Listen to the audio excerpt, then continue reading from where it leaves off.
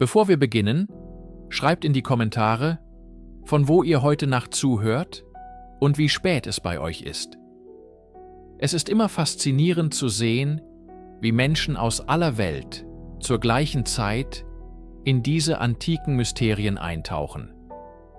Wenn euch diese Reisen in die Vergangenheit gefallen, abonniert den Kanal.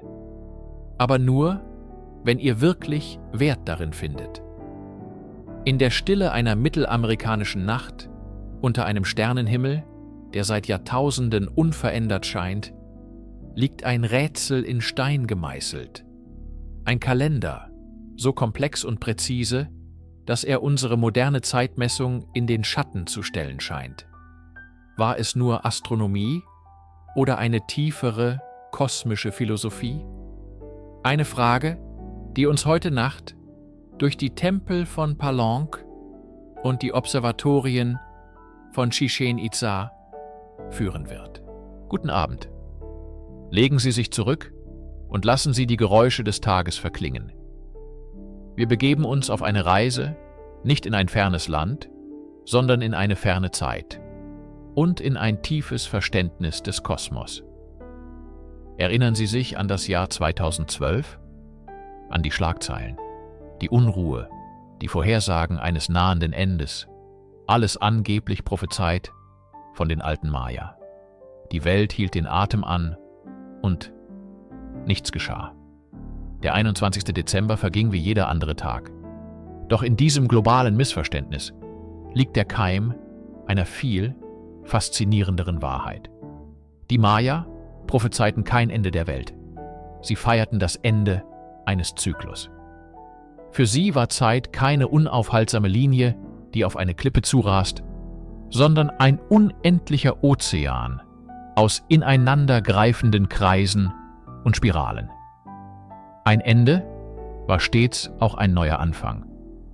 Der Lärm um 2012 hat den Blick auf das eigentliche Wunder verstellt. Das unglaubliche intellektuelle Vermächtnis eines Volkes, das den Himmel mit einer Präzision beobachtete, die uns heute noch in Erstaunen versetzt. Sie waren nicht nur Baumeister monumentaler Pyramiden, sondern auch Architekten der Zeit selbst. Ihre Priester-Astronomen kartierten die Bewegungen der Venus mit einer Genauigkeit, die erst Jahrhunderte später in Europa erreicht wurde. Sie berechneten die Länge des Sonnenjahres genauer als die Gelehrten, die unseren eigenen gregorianischen Kalender schufen. In den kommenden Stunden werden wir den modernen Mythos sanft beiseite legen und die wahre Natur des Maya-Kalenders ergründen. Wir werden entdecken, dass es nicht nur einen Kalender gab, sondern ein komplexes System aus mindestens 3 ineinandergreifenden Zeitrechnungen, die das Heilige mit dem Alltäglichen, das Schicksal des Einzelnen mit dem Rhythmus des Universums verbanden. Dies ist keine Geschichte über Apokalypsen, sondern über eine der tiefgründigsten und elegantesten Konzeptionen von Zeit, die die Menschheit je hervorgebracht hat. Begleiten Sie mich in die Stille der Dschungeltempel, unter den gleichen Sternenhimmel, den auch die Maya einst betrachteten, und fragen wir uns, war ihr Kalender vielleicht nicht nur anders, sondern in seiner philosophischen Tiefe und mathematischen Eleganz unserem eigenen überlegen? Um die Zeitvorstellung der Maya zu verstehen, müssen wir uns von unserem linearen Denken lösen. Stellen Sie sich nicht eine gerade Linie vor, sondern 3 große, kunstvoll verzierte Räder aus Stein, die sich in unterschiedlichen Geschwindigkeiten drehen. Jedes Rad repräsentiert eine andere Dimension der Zeit, und nur wo ihre Zähne perfekt ineinandergreifen, entsteht ein vollständiges Datum, ein einzigartiger Moment im kosmischen Gefüge. Das erste und kleinste Rad ist der Tzolkin, der heilige Kalender. Mit seinem Puls von 260 Tagen bildet er das spirituelle Herz des Systems. Er bestimmt die Termine für Rituale, deutet das Schicksal von Neugeborenen und verbindet die Menschheit mit der unsichtbaren Welt der Götter und Ahnen. Es ist der Kalender der Seele. Das zweite, größere Rad ist der Hab. Dieser Kalender orientiert sich am Lauf der Sonne und umfasst 365 Tage, ähnlich unserem eigenen Jahr.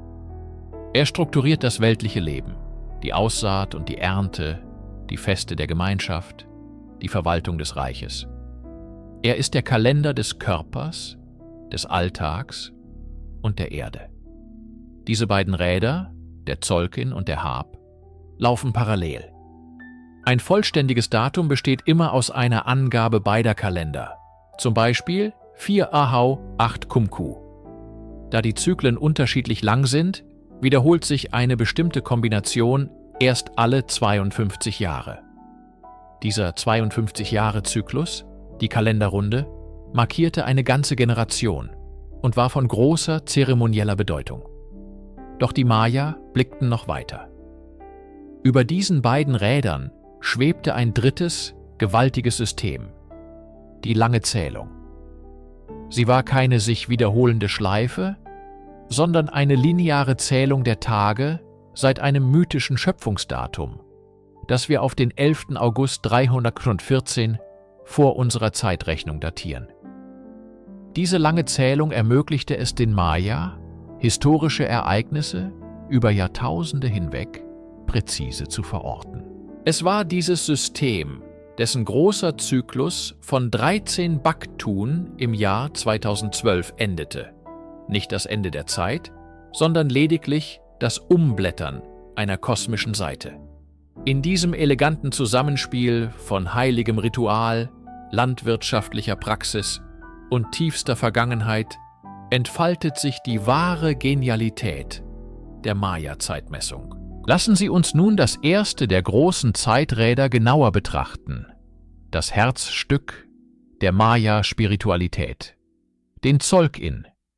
Sein Name bedeutet in etwa Zählung der Tage. Dieser Kalender ist nicht an die Sonne, den Mond oder die Sterne gebunden. Er folgt einem eigenen inneren Rhythmus, einem heiligen Puls von 260 Tagen. Seine Herkunft ist eines der großen ungelösten Rätsel. Einige Forscher vermuten einen Zusammenhang mit der durchschnittlichen Dauer einer menschlichen Schwangerschaft. Andere sehen eine Verbindung zu landwirtschaftlichen Zyklen des Maisanbaus in bestimmten Hochlandregionen oder zur Passage der Sonne durch den Zenit. Vielleicht ist es eine Kombination aus all dem, ein System, das den menschlichen Mikrokosmos mit dem landwirtschaftlichen Makrokosmos in Einklang bringt. Die Struktur des Tzolk'in ist von mathematischer Schönheit. Er besteht aus 2 Zyklen, die unaufhörlich ineinandergreifen. Der eine ist ein Zyklus von 20 benannten Tagen, jeder mit seinem eigenen Glyphenzeichen und seiner eigenen göttlichen Bedeutung. Da gibt es Eimix, das Seerosenmonster, das für den Anfang und die Fülle steht, oder Ahau, der Herr, oder die Sonne, als Symbol für Erleuchtung und Vollendung. Der zweite Zyklus besteht aus den Zahlen von 1 bis 13. Jeder neue Tag rückt im Zyklus der Tagesnamen und im Zyklus der Zahlen um eine Position weiter. So folgt auf 1 Imix der Tag 2 Ik, dann 3 Akbaal und so weiter. Nach 13 Tagen beginnt der Zahlenzyklus von vorn, während der Tagesnamenzyklus weiterläuft. Erst nach 260 Tagen wiederholt sich die Ausgangskombination, zum Beispiel 1 Imix, und der große Zyklus beginnt von Neuem. Für die Maya war der Tzolk'in-Tag der Geburt eines Menschen von entscheidender Bedeutung. Er bestimmte den Charakter, die Stärken, die Schwächen und das Schicksal, ähnlich wie unsere Sternzeichen, aber ungleich komplexer. Spezialisierte Priester, die Akin oder Tageshüter, interpretierten den Kalender, um günstige Tage für Hochzeiten, Krönungen, Kriege oder die Aussaat zu bestimmen. Er war kein abstraktes Werkzeug, sondern ein lebendiger, atmender Leitfaden für das spirituelle Leben. Während der Tzolk'in den Rhythmus der Seele vorgab, strukturierte der Hab das Leben in der physischen Welt. Er ist der bürgerliche Kalender der Maya, ihr Sonnenjahr. Mit seinen 365 Tagen kommt er unserem eigenen Kalender sehr nahe. Doch seine Struktur und seine spirituelle Unterströmung sind einzigartig. Der Hab ist in 18 Monate, die Uinal, von jeweils 20 Tagen unterteilt. Jeder dieser Monate hatte einen eigenen Namen: Pop, Wo, Sip, Zoz, und war mit bestimmten landwirtschaftlichen Tätigkeiten oder religiösen Festen verbunden. Diese 18 mal 20 Tage ergeben eine Summe von 360 Tagen. Doch das Sonnenjahr ist bekanntlich etwas länger. Die Maya wussten das. Um die Rechnung auszugleichen, fügten sie am Ende des Jahres eine besondere Periode von 5 Tagen hinzu. Diese Tage wurden Wayeb genannt, was so viel wie namenlose oder schlaflose Tage bedeutet. Sie gehörten keinem Monat an und galten als eine äußerst heikle und gefährliche Zeit. Man glaubte, dass während des Wayeb die Portale zwischen der Welt der Menschen und der Unterwelt, Xibalba, weit offen standen. Übelwollende Geister und unheilvolle Kräfte konnten leichter in die menschliche Sphäre eindringen. Es war eine Zeit des Innehaltens und der Vorsicht. Die Menschen blieben zu Hause, vermieden anstrengende Arbeit, wuschen sich nicht die Haare und entfachten keine neuen Feuer. Sie fasteten und verrichteten Bußrituale, um sich und ihre Familien vor dem Unglück zu schützen, das in dieser Zwischenzeit lauerte.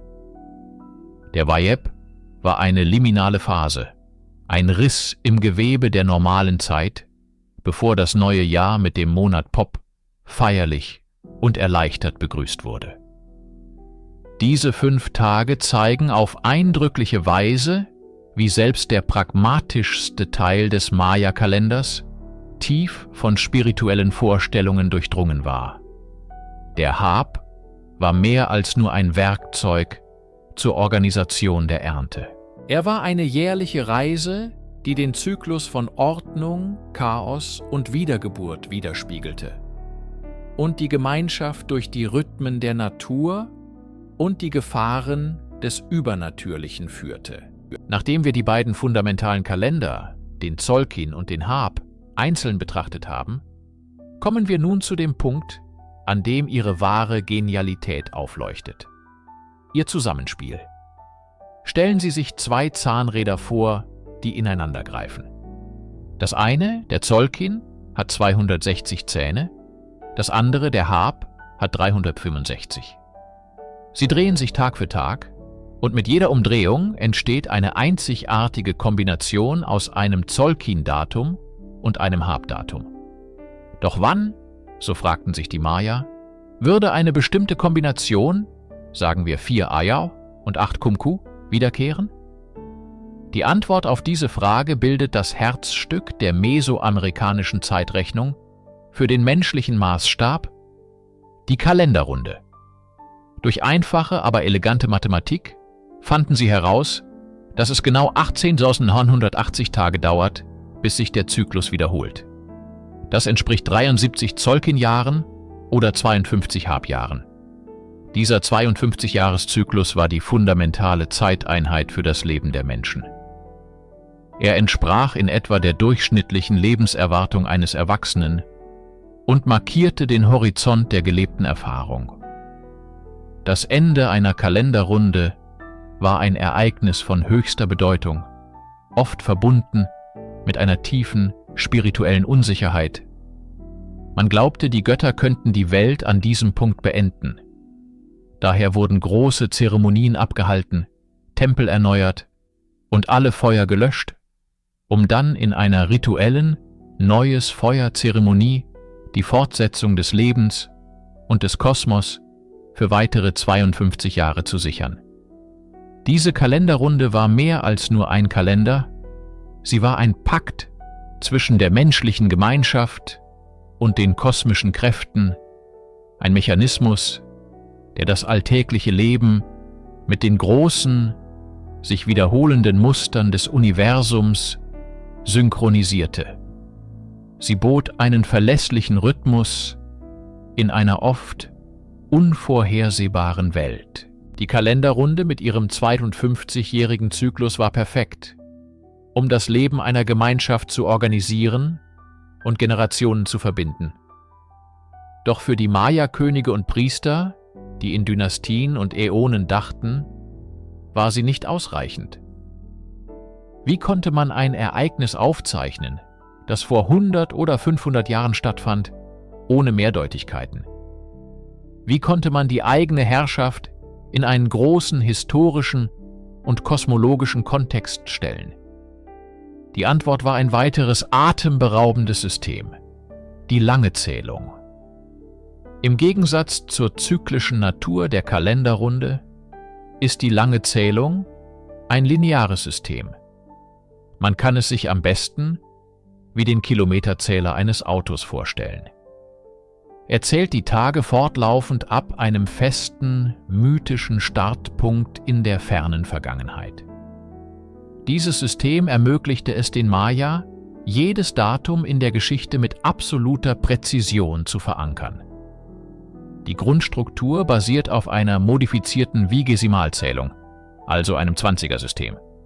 Die kleinste Einheit ist der Kain, ein einzelner Tag. 20 Kain bilden einen Vinal.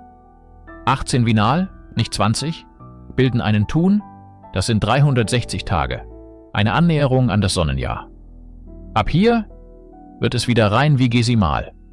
20 Tun ergeben ein Katun und 20 Katun ergeben ein Baktun, eine Periode von 144.000 Tagen oder etwa 394 Jahren. Ein Datum der langen Zählung wird typischerweise mit 5 Zahlen geschrieben, die diese Einheiten repräsentieren, zum Beispiel 9.15.10.00. Dies bezeichnet eine exakte Anzahl von Tagen, die seit dem Anbeginn des aktuellen Schöpfungszyklus vergangen sind. Mit diesem Werkzeug konnten die Maya-Schreiber nicht nur die Krönung eines Königs oder den Sieg in einer Schlacht festhalten, sondern auch astronomische Ereignisse über Jahrhunderte hinweg verfolgen und ihre Geschichte in den großen Strom der Zeit einbetten. Innerhalb der majestätischen Architektur der langen Zählung waren der Katun und der Baktun mehr als nur arithmetische Einheiten. Sie waren die großen Kapitel im Buch der Zeit, die Epochen, die den Aufstieg und Fall von Dynastien und Städten markierten. Ein Katun, eine Periode von 20 Tunjahren oder 7200 Tagen, also knapp 20 Jahre, war die wichtigste historische Zeiteinheit für die Maya-Elite. Das Ende eines Katun, das sogenannte Katun-Ende, war ein Anlass für bedeutende staatliche Zeremonien. Herrscher ließen zu diesem Anlass oft Stelen errichten, monumentale Steinpfeiler, auf denen sie ihre Errungenschaften der letzten 20 Jahre festhielten. Gewonnene Schlachten, königliche Hochzeiten, die Einweihung von Tempeln. Diese Stelen dienten nicht nur der Propaganda, sondern auch der kosmischen Harmonisierung. Sie zeigten, dass die Herrschaft des Königs im Einklang mit dem Rhythmus des Universums stand. Jeder Katun hatte zudem einen eigenen Charakter, eine eigene Prophezeiung, die mit dem Tzolkin-Tagesnamen seines Enddatums verbunden war. Ein Katun, der auf einem Tag namens Ajav endete, galt als verheißungsvoll, während andere als unheilvoll galten. Noch größer und ehrfurchtgebietender war der Baktun, ein Zyklus von 20 Katun oder etwa 394 Jahren. Ein Baktun-Wechsel war ein epochales Ereignis, das eine ganze Weltära definierte. Die klassische Maya-Zivilisation blühte beispielsweise während des 9. Baktun auf. Der viel diskutierte 21. Dezember 2012 markierte das Ende des 13. Baktun, eine Zahl von großer symbolischer Bedeutung. Für die Maya war dies kein Weltuntergang, sondern der Abschluss eines großen Schöpfungszyklus, vergleichbar mit dem Umschlagen einer Seite in einem kosmischen Buch. Diese Zyklen verliehen der Geschichte eine Struktur und einen Sinn, der weit über das Leben eines Einzelnen hinausging. Jede lineare Zeitrechnung benötigt einen Anfang, einen Punkt Null, von dem aus gezählt wird. Für die christliche Zeitrechnung ist es die angenommene Geburt Christi. Für die lange Zählung der Maya ist es ein Datum, das in unserer Zeitrechnung dem 11. August 314 vor Christus entspricht. In der Maya-Notation lautet dieses Datum 13.0000 4 Ayau 8 Kumku. Dies ist vielleicht eines der größten Rätsel der mesoamerikanischen Kulturen. Warum wählten sie ein Datum, das mehr als 3000 Jahre vor dem Beginn ihrer eigenen bekannten Zivilisation lag? Es gibt keine erhaltenen Texte, die diesen Ursprung direkt erklären, aber es gibt fundierte Hypothesen. Die wahrscheinlichste Theorie ist, dass es sich um ein rein mythologisches Datum handelt. Es markiert den Beginn des aktuellen Schöpfungszyklus.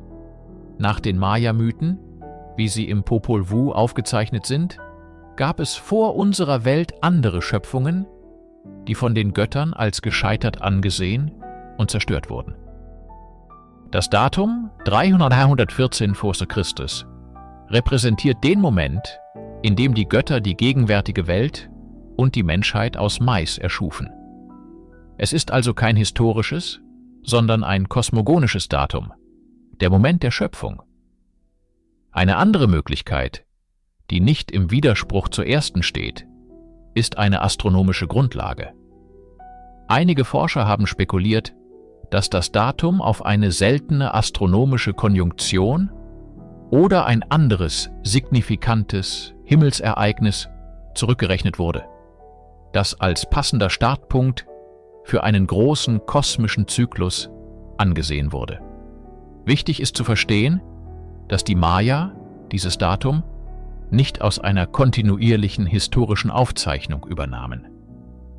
Es wurde von späteren Astronomen und Priestern, wahrscheinlich in der späten präklassischen Periode, als Ankerpunkt für ihr grandioses System der langen Zählung berechnet und festgelegt. Es war ein Akt intellektueller Kühnheit, einen festen Punkt im Ozean der Zeit zu definieren, um von dort aus die gesamte Geschichte zu vermessen. Wenn die Sonne unter den Horizont sank und der Dschungel von den Geräuschen der Nacht erfüllt wurde, begann für die Maya eine andere Art der Zeitmessung. Es war eine Zeit, die nicht nur von den Sternen, sondern auch von unsichtbaren Mächten regiert wurde. Wir betreten nun das Reich der Götter, die den Mantel der Finsternis bewohnten, die Herren der Nacht. Dieser mysteriöse Zyklus, der in den Inschriften als eine Sequenz von 9 Göttern erscheint, fügte der komplexen Maschinerie des Maya-Kalenders eine weitere, tief spirituelle Ebene hinzu. Jeder Nacht herrschte einer dieser 9 Götter, und nach der 9. Nacht begann der Zyklus von Neuem. Dieser 9-Tage-Zyklus lief unaufhörlich und unabhängig neben dem 260-tägigen Tzolkin und dem 362-tägigen Hab. Für die Maya war die Nacht keine leere Zeit, kein bloßes Fehlen von Licht. Sie war ein lebendiges Reich, bevölkert von Wesenheiten, deren Einfluss das Schicksal der Menschen und der Welt prägte. Die Glyphe für den jeweiligen Herrn der Nacht wurde oft zusammen mit dem Datum der langen Zählung aufgezeichnet und gab dem Tag eine zusätzliche divinatorische Qualität. War der herrschende Gott wohlwollend oder zornig? Brachte er Krankheit oder Fruchtbarkeit? Diese Fragen waren für die Priester und Herrscher von entscheidender Bedeutung. Die Identitäten dieser 9 Götter sind für uns heute nur teilweise entschlüsselt. Wir erkennen den Jaguar-Gott der Unterwelt, den alten Gott des Feuers, den jungen Maisgott und andere. Jeder von ihnen trug eine spezifische Energie, eine eigene Omenlast, die in die Deutung des Tages einfloss. Die Aufzeichnungen zeigen, wie die Maya versuchten, die Muster des Kosmos zu verstehen, indem sie nicht nur die sichtbaren Himmelskörper, sondern auch die unsichtbaren Zyklen der Götter kartierten. Es war ein ganzheitliches System, in dem Astronomie, Mythologie und das tägliche Leben untrennbar miteinander verwoben waren.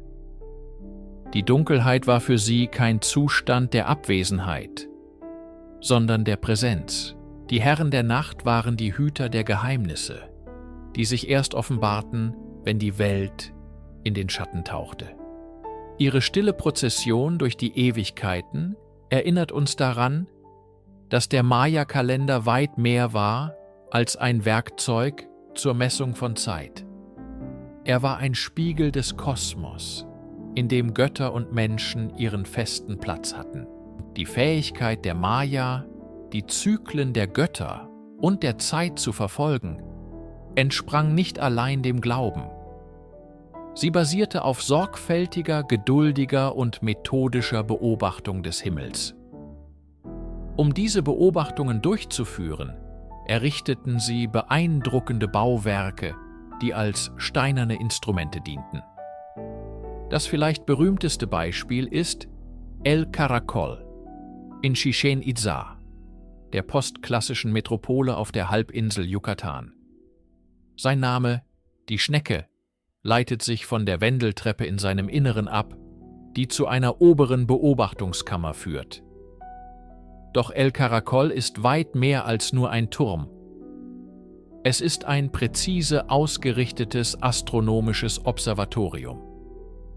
Archäoastronomen haben nachgewiesen, dass seine Fenster und Türöffnungen nicht zufällig platziert sind. Sie rahmen spezifische astronomische Ereignisse ein. Eine Hauptachse des Gebäudes ist auf den nördlichsten und südlichsten Untergangspunkt der Venus ausgerichtet, des Himmelskörpers, der für die Maya von überragender Bedeutung war. Andere Öffnungen korrespondieren mit den Sonnenwenden und Tag- und Nachtgleichen. Stellen Sie sich einen Maya-Priesterastronomen vor, der Nacht für Nacht in der dunklen Kammer von El Caracol steht. Er wartet geduldig, bis das gleißende Licht der Venus exakt in einem schmalen Steinfenster erscheint. Dieses Ereignis ist kein Zufall, sondern ein erwarteter, berechneter Moment, eine Bestätigung der kosmischen Ordnung. Durch diese wiederholten Beobachtungen konnten die Maya die Bahnen der Planeten mit erstaunlicher Genauigkeit verfolgen und ihre Kalender justieren. El Caracol war kein isoliertes Phänomen. In vielen Maya-Städten wie Uaxactún oder Palenque finden sich Gebäudegruppen, die als E-Gruppen bekannt sind und zur Markierung der Sonnenaufgänge bei Sonnenwenden und Tag- und Nachtgleichen dienten. Diese Strukturen waren öffentliche Kalender, die es der gesamten Gemeinschaft ermöglichten, den Lauf der Jahreszeiten zu verfolgen. Entscheidend für die Landwirtschaft und die Planung von Ritualen. Diese steinernen Observatorien sind ein stilles Zeugnis für den Intellekt und die wissenschaftliche Neugier der Maya. Sie zeigen, dass ihr Verständnis des Kosmos auf einem festen Fundament empirischer Daten ruhte, die über Generationen gesammelt und verfeinert wurden. Der Himmel war ihr Labor und die Architektur ihr präzisestes Werkzeug.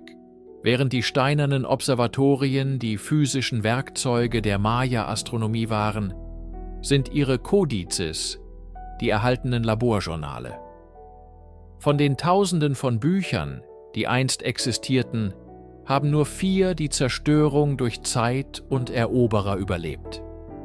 Unter ihnen ist der Dresdner Kodex das bemerkenswerteste astronomische Dokument.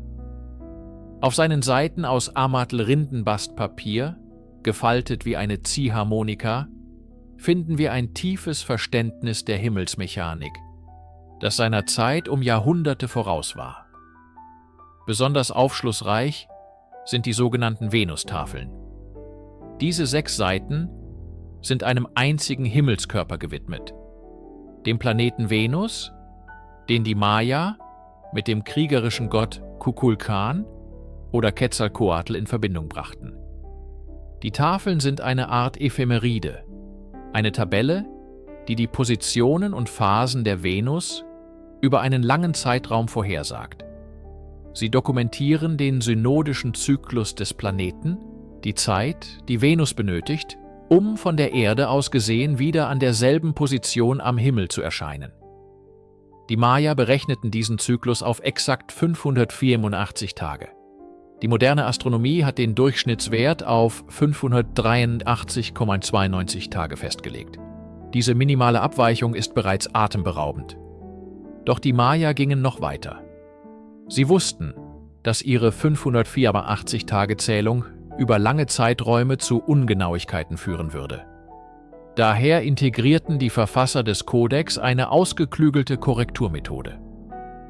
Nach 65 Venuszyklen, was 104 Halbjahren oder 2 Kalenderrunden entspricht, führten sie eine Korrektur von mehreren Tagen ein, um ihren Kalender wieder mit den tatsächlichen Beobachtungen in Einklang zu bringen.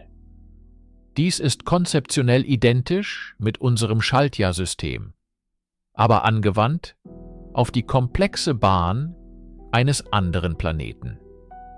Die Venustafeln im Dresdner Kodex sind mehr als nur Zahlen.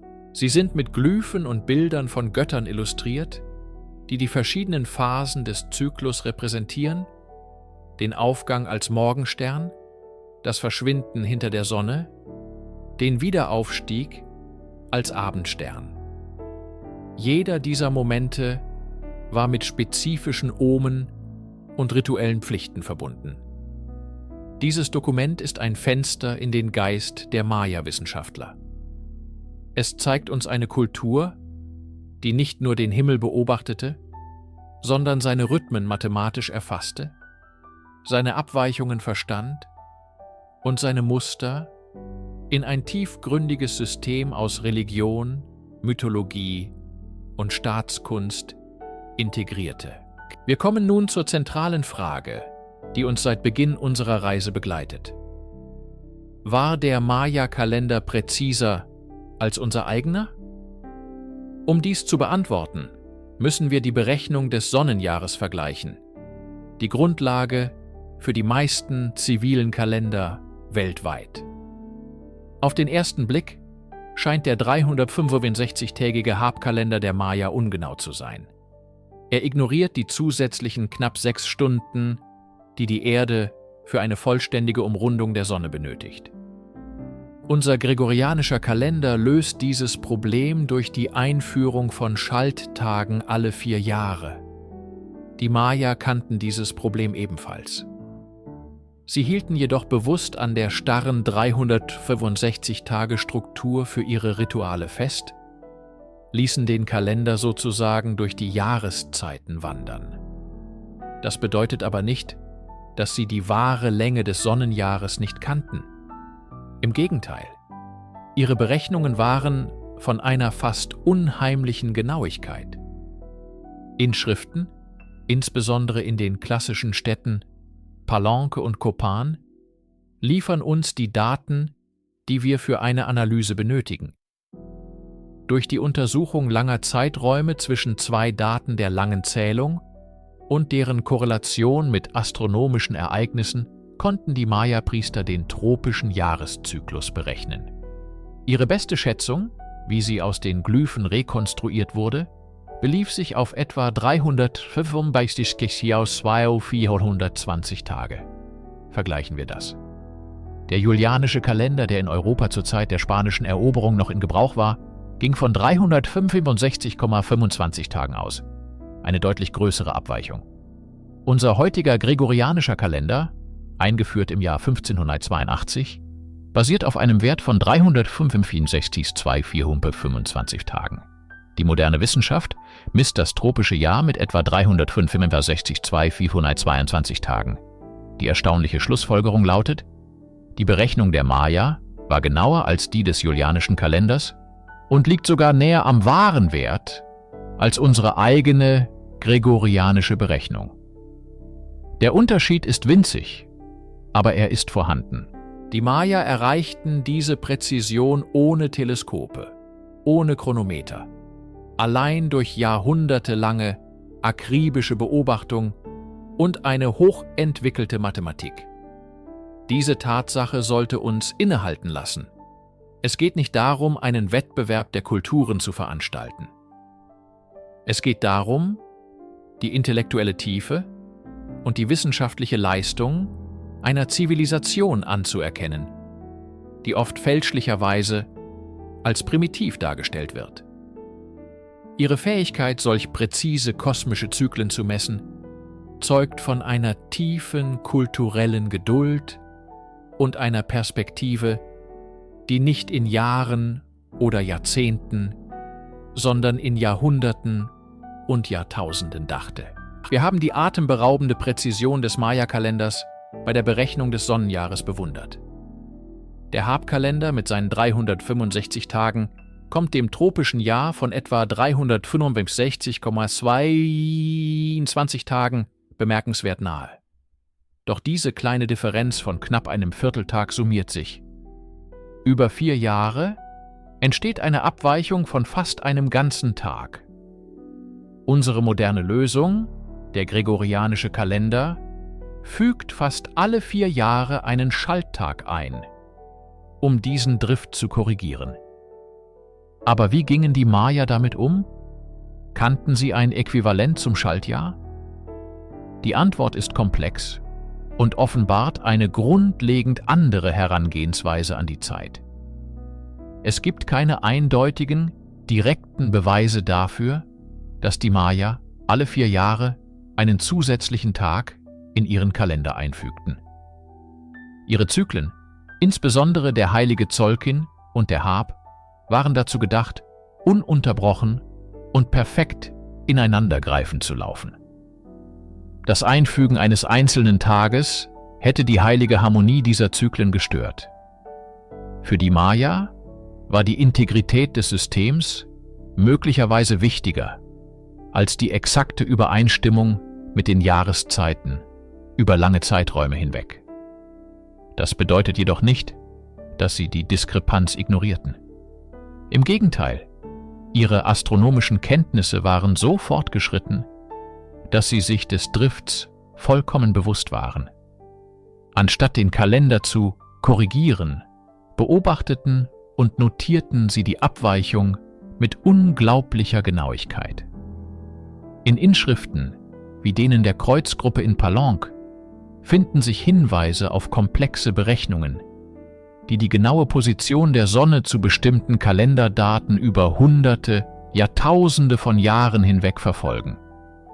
Sie wussten genau, um wie viele Tage ihr zeremonielles Datum für die Sommersonnenwende vom tatsächlichen astronomischen Ereignis abwich.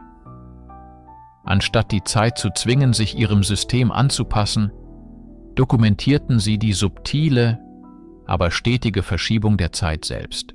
Man könnte es als eine Form der passiven Korrektur bezeichnen. Sie korrigierten nicht den Kalender, sondern ihr Wissen über die Position des Kalenders im Verhältnis zum Kosmos. Dies zeigt eine tiefgreifende philosophische Haltung. Der Mensch manipuliert die Zeit nicht. Der Mensch beobachtet, versteht und ehrt ihre wahren Zyklen. Der Kalender war kein starres Werkzeug, das die Natur beherrschen sollte, sondern ein lebendiges Dokument, das den Dialog zwischen der menschlichen und der kosmischen Ordnung aufzeichnete. Um den Maya-Kalender wirklich zu verstehen, müssen wir über Mathematik und Astronomie hinausblicken.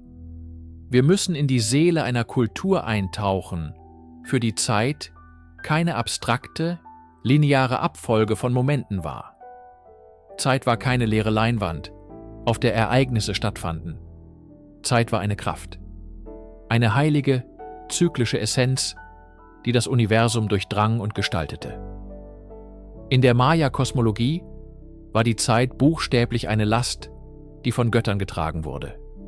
Jeder Tag, jeder Monat, jedes Cartoon hatte einen göttlichen Schutzpatron, eine Entität, die die Bürde dieser spezifischen Zeitperiode auf ihren Schultern trug. An den Zyklusenden, wie dem Ende eines Baktuns, fand eine zeremonielle Übergabe dieser Last von einer Gottheit an die nächste statt. Diese Übergänge waren Momente von großer spiritueller Bedeutung, potenziell gefährlich, aber auch voller Erneuerungspotenzial. Die großen Steinmonumente, die Stelen, wurden oft an diesen Zyklusenden errichtet, um die erfolgreiche Übergabe zu feiern und die Stabilität der kosmischen Ordnung zu sichern. Diese göttliche Natur der Zeit durchdrang das tägliche Leben. Jeder einzelne Tag besaß eine einzigartige Identität, eine Persönlichkeit, die sich aus der Kombination seiner Position im 260-tägigen Tzolkin und im 365-tägigen Hab ergab. Diese Kombination schuf ein Omen, eine Prophezeiung für die Natur des Tages. Es gab günstige Tage für die Aussaat, für den Beginn eines Krieges, für die Krönung eines Königs oder für die Schließung einer Ehe. Und es gab ungünstige Tage, an denen man sich zurückhalten und Rituale der Reinigung durchführen sollte. Der Kalender war somit kein bloßes Datierungssystem. Er war ein Orakel, ein spiritueller Führer, der den Menschen half, im Einklang mit den Rhythmen des Kosmos zu leben. Entscheidungen wurden nicht willkürlich getroffen, sondern im Dialog mit den herrschenden Energien der Zeit. Das Leben war ein Tanz, und der Kalender lieferte die Musik, eine heilige Choreografie, die das Schicksal von Einzelpersonen und ganzen Königreichen bestimmte. Die Personifizierung der Zeit erreicht bei den Maya ihren Höhepunkt in der Figur des Sonnengottes. Das Wort für Sonne, Tag und Zeit war dasselbe: Ki'in. Diese sprachliche Einheit ist kein Zufall. Sie ist der Schlüssel zum Verständnis ihrer Weltanschauung. Der Tag war nicht einfach eine Maßeinheit, die von der Sonne bestimmt wurde. Der Tag war die Sonne. Die Zeit war eine Gottheit. Dieser Gott war Kinich Ahau, der sonnenäugige Herr. Er war eine der mächtigsten und am meisten verehrten Gottheiten im Maya-Pantheon. Sein täglicher Zyklus war das größte und beständigste Drama des Kosmos. Jeden Morgen wurde er aus der Unterwelt, Xibalba, wiedergeboren und stieg majestätisch in den Himmel auf. Seine Reise über das Himmelsgewölbe war der Triumph des Lichts über die Dunkelheit, der Ordnung über das Chaos. Er spendete Wärme, Licht und Leben. Die Herrscher der Maya-Städte identifizierten sich oft mit ihm, nahmen seinen Namen in ihre Titel auf und schmückten sich mit seinen Symbolen, um ihre eigene göttliche Autorität und ihre Rolle als Bewahrer der Ordnung zu unterstreichen. Doch seine Reise endete jeden Abend. Bei Sonnenuntergang stieg Kinich Ahau wieder in die Unterwelt hinab. Dort transformierte er sich. Er wurde zum Jaguar-Gott der Unterwelt, einer furchterregenden Gestalt, die die Nacht und die verborgenen Reiche symbolisierte. Seine nächtliche Reise durch Xibalba war ein Kampf, ein gefährlicher Pfad, dessen erfolgreicher Abschluss keineswegs garantiert war. Nur durch diesen Kampf konnte er am nächsten Morgen erneuert wiedergeboren werden. Dieser tägliche Zyklus von Tod und Wiedergeburt war ein Mikrokosmos der größeren Zyklen des Universums. Er spiegelte die Zyklen der Jahreszeiten, des menschlichen Lebens und der kosmischen Zeitalter wider. Jeder Sonnenaufgang war ein Sieg, eine Bestätigung, dass die Welt nicht im Chaos versunken war. Die Zeit war also keine passive Kraft, sondern ein ewiger Kampf und eine tägliche Erneuerung, verkörpert durch einen Gott auf seiner endlosen Reise. Nirgendwo wird die monumentale Bedeutung der Zeit für die Maya deutlicher als in den steinernen Wäldern ihrer zeremoniellen Zentren. Ein besonders eindrucksvolles Beispiel ist die archäologische Stätte von Quirigua im heutigen Guatemala. Hier stehen die höchsten Stelen, die je von den Maya errichtet wurden. Gewaltige Sandsteinmonolithen, die bis zu 10 Meter hoch aufragen und über mit komplexen Glyphen und Götterbildern bedeckt sind. Diese Stelen sind weit mehr als nur historische Aufzeichnungen oder Porträts von Herrschern. Sie sind Ankerpunkte in der Zeit. Sie sind steingewordene Kalender, die die irdische Herrschaft der Könige von Quiriguá untrennbar mit der kosmischen Zeit verbinden. Der Herrscher Kaktilif Chanyopat, auch bekannt als Kawak Himmel, nutzte diese Monumente meisterhaft, um seine Macht zu legitimieren. Auf Stele C zum Beispiel datiert er ein Ereignis seiner Herrschaft nicht nur innerhalb der Kalenderrunde und der langen Zählung, sondern verbindet es direkt mit dem Schöpfungsdatum selbst, dem mythischen Tag 4 Ahau 8 Kumku im Jahr 314 vor unserer Zeitrechnung. Indem er dies tat, erklärte er, dass seine Herrschaft keine zufällige politische Entwicklung war, sondern die Erfüllung eines kosmischen Schicksals, das seit Anbeginn der Zeit vorherbestimmt war. Seine Taten waren nicht nur menschliche Geschichte, sondern Teil des göttlichen Dramas. Die Stelen von Quiriguá sind daher keine Chroniken im modernen Sinne, sie sind kosmische Chroniken. Sie erzählen die Geschichte von Dynastien, die sich als Hüter der Zyklen verstanden. Jeder dargestellte Herrscher ist nicht nur ein Mensch, sondern eine Verkörperung der Zeit selbst, der die Last des Kalenders trägt und die Ordnung des Universums für seine Generation aufrechterhält. Wenn wir vor diesen Steinen stehen, blicken wir nicht nur auf die Geschichte eines kleinen Königreichs im Dschungel.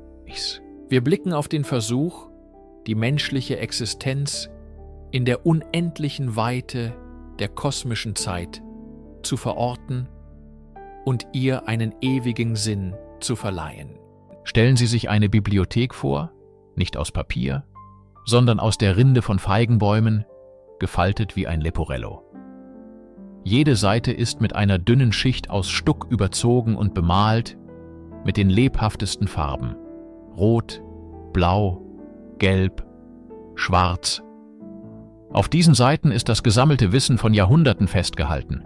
Astronomische Tabellen von unvorstellbarer Präzision, rituelle Zyklen, historische Annalen von Königen und Dynastien, Mythen über die Erschaffung der Welt. Dies waren die Codices der Maya, die Schlüssel zu ihrer gesamten Zivilisation. Heute sind uns nur noch 4 davon erhalten, fragmentarische Überreste einer riesigen intellektuellen Welt. Die Geschichte ihres Verschwindens ist eine der größten Tragödien in der Geschichte des menschlichen Wissens. Im 16. Jahrhundert trafen die spanischen Konquistadoren und Missionare auf die Maya. Angetrieben von einem unerschütterlichen Glauben an die Überlegenheit ihrer eigenen Religion und Kultur, sahen sie in den komplexen Schriften und Ritualen der Maya nichts als Teufelswerk und Ketzerei. Eine Schlüsselfigur in diesem Drama war der Franziskanermönch Diego de Landa. Zunächst ein interessierter Beobachter der Maya-Kultur, wurde er später zu ihrem unerbittlichen Zerstörer.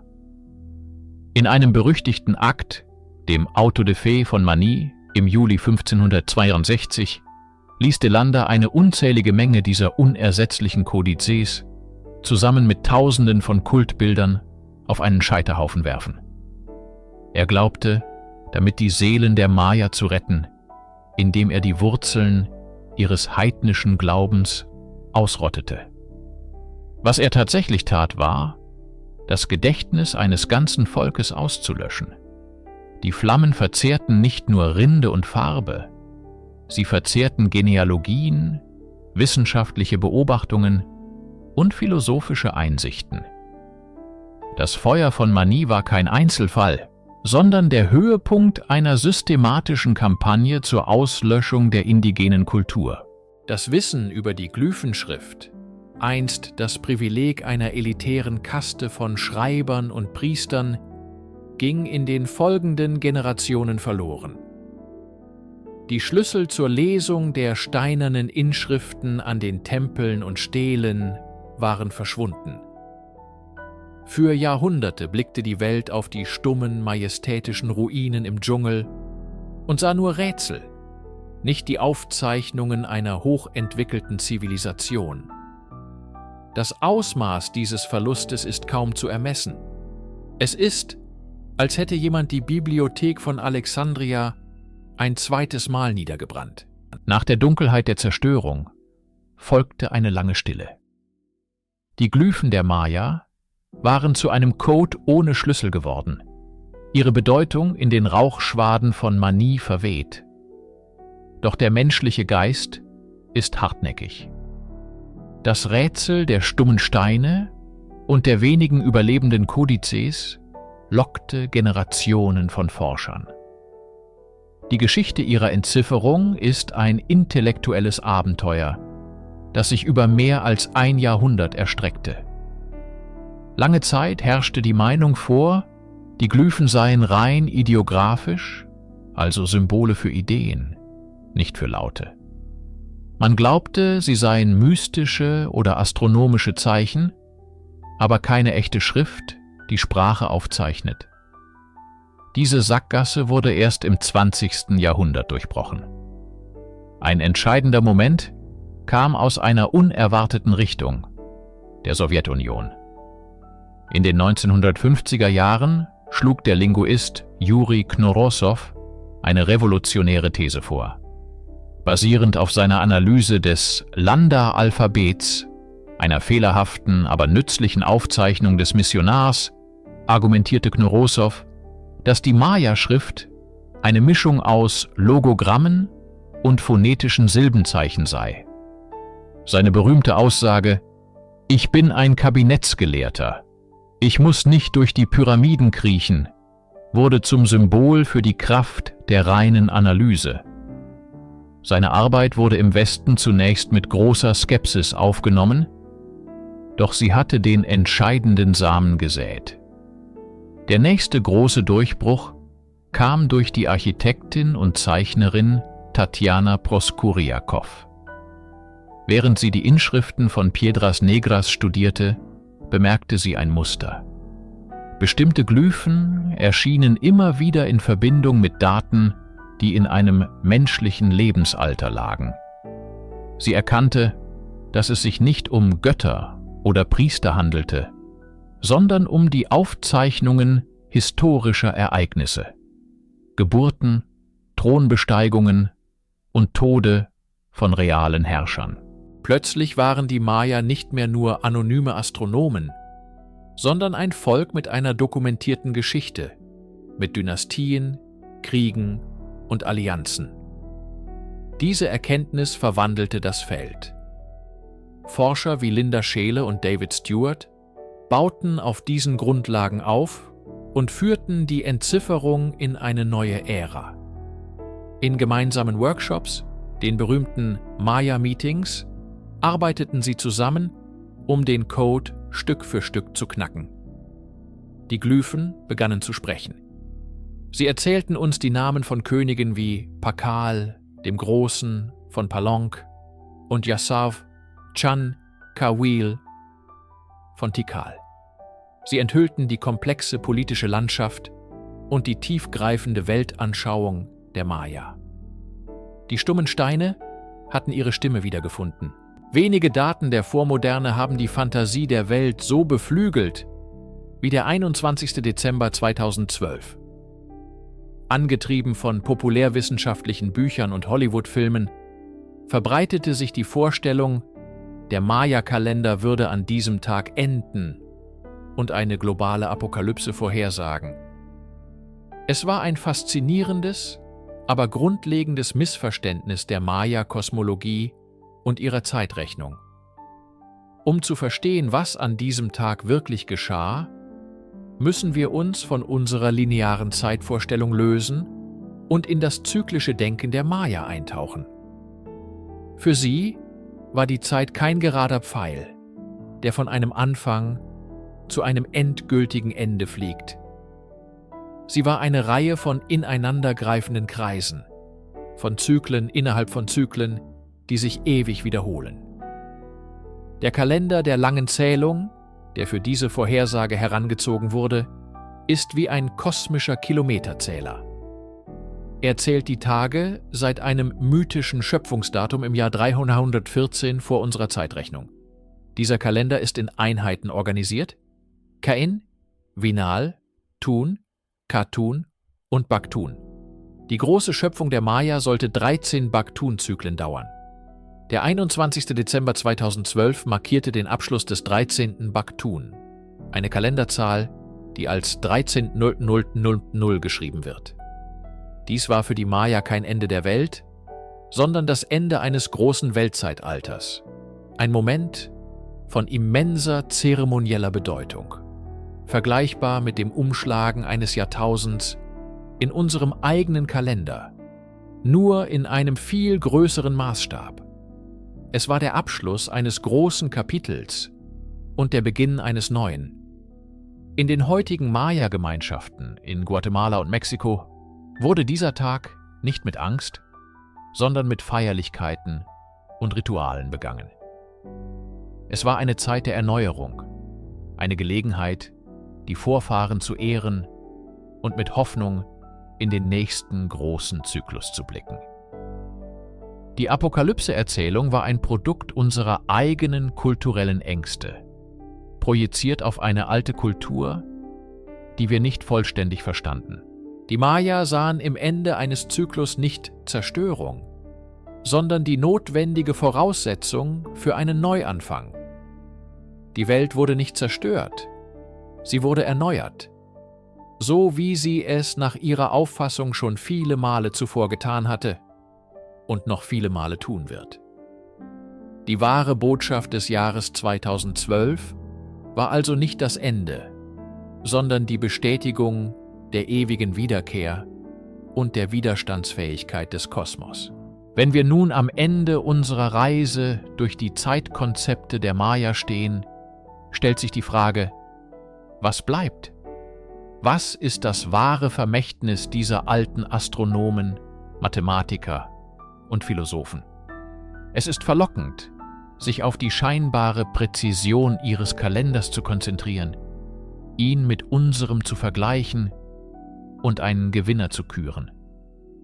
Doch dies würde den Kern ihrer Errungenschaft verfehlen. Das Vermächtnis der Maya liegt nicht in einer einzigen Zahl oder einer überlegenen Berechnung. Es liegt in einer grundlegend anderen Art, die Zeit selbst zu erfahren. Unsere moderne westliche Kultur ist von einer linearen, fortschrittsorientierten Zeitvorstellung geprägt. Die Zeit ist eine Ressource, die man sparen, verschwenden oder managen kann. Sie bewegt sich unaufhaltsam vorwärts, von der Vergangenheit in die Zukunft.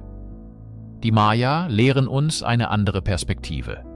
Für sie war die Zeit nicht nur quantitativ, sondern qualitativ. Jeder Tag hatte seinen eigenen Charakter, seine eigene Energie, die durch die Kombination der Zyklen des Tzolkin und des Hab bestimmt wurde. Die Zeit war kein leerer Behälter, sondern eine lebendige, heilige Kraft, die das Schicksal der Menschen und der Götter gleichermaßen beeinflusste. Dieses zyklische Verständnis fördert eine Haltung der Erneuerung statt der Endgültigkeit. Enden sind immer auch Anfänge. Diese Philosophie der Widerstandsfähigkeit ist vielleicht ihre wichtigste Lektion für eine Welt, die sich oft vor dem Wandel fürchtet. Darüber hinaus erinnert uns die Komplexität ihres Systems an die intellektuellen Höhen, die Kulturen ohne unsere Technologie erreichen können. Ihre Beobachtungen des Kosmos, durchgeführt mit bloßem Auge und einfachen Instrumenten, zeugen von einer tiefen, geduldigen und ehrfürchtigen Beziehung zum Universum. Sie sahen sich nicht als getrennt von den Sternen, sondern als integralen Bestandteil eines kosmischen Tanzes. Das Erbe der Maya lebt heute weiter, nicht nur in den Ruinen, sondern in den Millionen von Nachfahren, die immer noch ihre Sprachen sprechen und Elemente ihrer alten Weltanschauung pflegen. Von ihnen können wir lernen, dass die Zeit nicht nur gemessen, sondern auch gefühlt werden kann. Dass die Vergangenheit nicht tot ist, sondern in der Gegenwart widerhallt.